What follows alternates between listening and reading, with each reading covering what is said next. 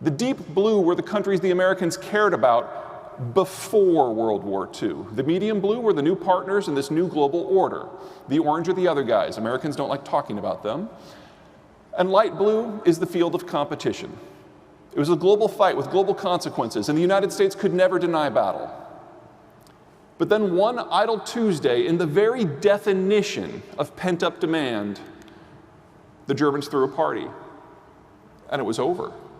And it had never occurred to the Americans that the global system could go anywhere except for the logical endpoint of nuclear annihilation. We had no plan for what was going to happen the next day, and the map changed.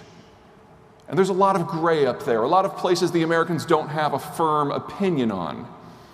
Now, the person who was in charge at this moment of transition back in 1989 was George Herbert Walker Bush. From a foreign policy point of view, by far the most skilled president the United States has ever had. He worked with the CIA, he was vice president, Office of Budget, ambassador to China, served in the House of Representatives. He had excellent relations with every world leader who mattered, and personal relationships with everyone across the American political spectrum. He was the right person at the right time, in the right place, in the right job, with the right contact list and the right disposition, so of course Americans voted him out of office. And we started down the parade of morons. Bill Clinton was arguably the smartest president the United States has had since Jefferson himself, but he had an attention deficit issue. He also saw himself as a domestic leader, wasn't interested in foreign affairs. And so when he realized that he had a summit the next day, he would kind of hunker down with the State Department and CIA desk officers and cram for the test the next morning like he was a millennial before his time. And frustratingly, he would hit it out of the park every time, but there would be no follow-up. So for the 8 years of the Clinton administration, we really only had about 2 months of foreign policy. Then we had W. Call it what it was. We had a monochromatic foreign policy that dealt with one issue in one region to the exclusion of everything else. Barack Obama came in. Now, Obama was kind of a strange cat by American standards. He demonstrated in his final 6 months as president, in a series of kind of exit interviews with the media, a command of the details and the context of foreign affairs that I have never seen out of an American elected leader. But he had this weird personality quirk. He hated people. And no American president met with his own cabinet secretaries fewer times or went to Capitol Hill fewer times than Barack Obama. So for 8 years, we had no foreign policy at all. There is more going on here than Donald Trump simply being the fourth moron. The glory, the horror of Donald Trump is that at his core, he has a really good point. The global order the Americans created in the 1940s no longer serves American strategic interests. But economically, it was never supposed to. The Americans create an environment that subsidizes the alliance to fight the Soviets,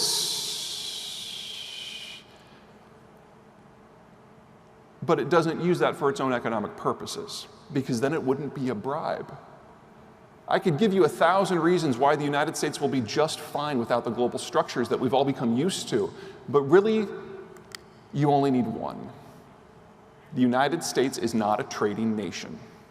And as long as that is the case, as long as the United States is the country on this planet with the lowest involvement as a percentage of GDP in international commerce, it can go its own way.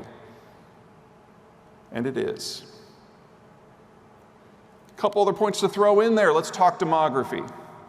Now, this is a standard demographic profile. We've got children at the bottom, young adults, mature adults, retirees at the top, men on one side, women on the other. This is Mexico. This is a consumption-led demography.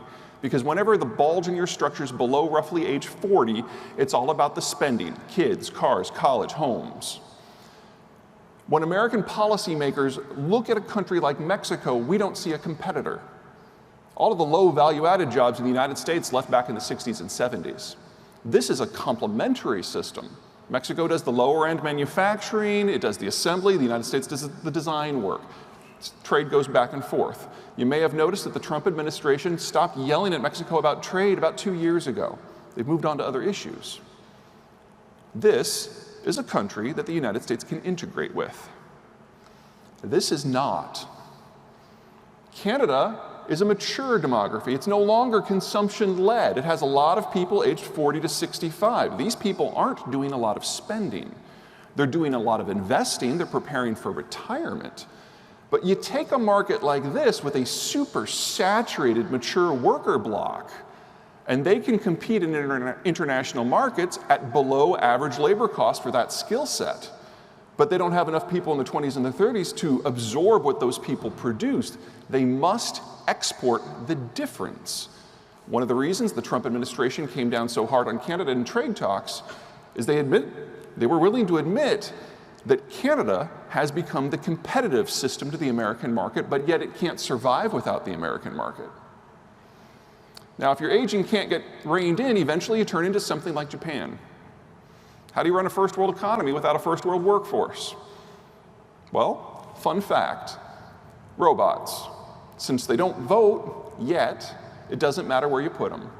So the Japanese have become exports not in outsourcing or in resourcing, but in desourcing, picking up entire chunks of their industrial plant and dropping it down into other countries to get on the right side of currency and political risk.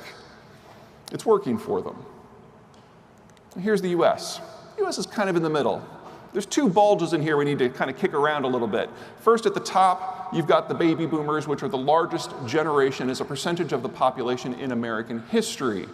And that bulge and that capital-rich demographic has made the United States capital-rich, unprecedentedly capital-rich, exorbitantly capital-rich, perhaps a little too capital-rich. Because all those boomers and that capital-rich demographic trying to get ready for retirement have pushed down their cost of capital, pushed down the rate of return. This is why we're all here, right? You're trying to find that mythical extra 1% of return. So is the entire baby boomer cadre. But in just 3 years, those baby movers move from net contributors to the investment network to net takers because they all move into retirement. Think about how it works. When you're 35, you have a small income, and a small sliver of that small income is put away into savings. When you're 55, it's a bigger pie, and you put a big fat wedge of it away. And when you're 64 3/4, you probably put as much as you possibly can. And then you retire, and you never add to it again.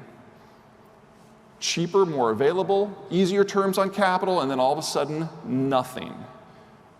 The year 2022 is the year that the majority of the boomers move into retirement, which means that the cost of capital in that year will at least quadruple.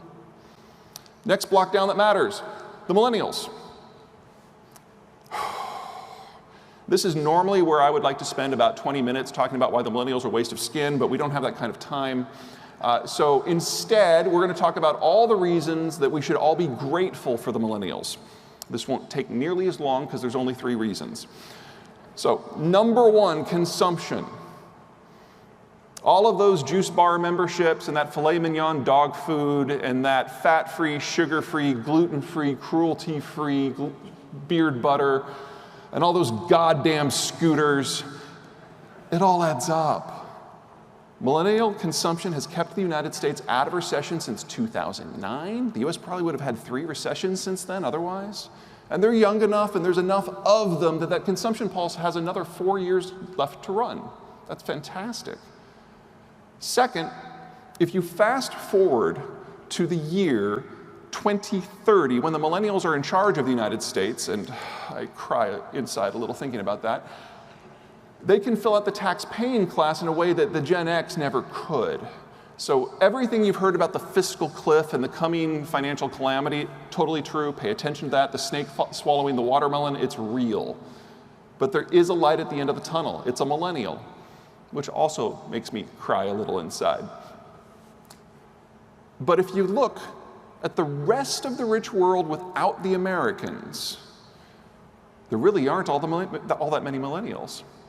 This isn't a snake swallowing a watermelon. This is a snake swallowing a freight train. And most countries in the Western world and in East Asia are already past the point of no return demographically. That is enough to kill most countries, even if the Americans remain involved.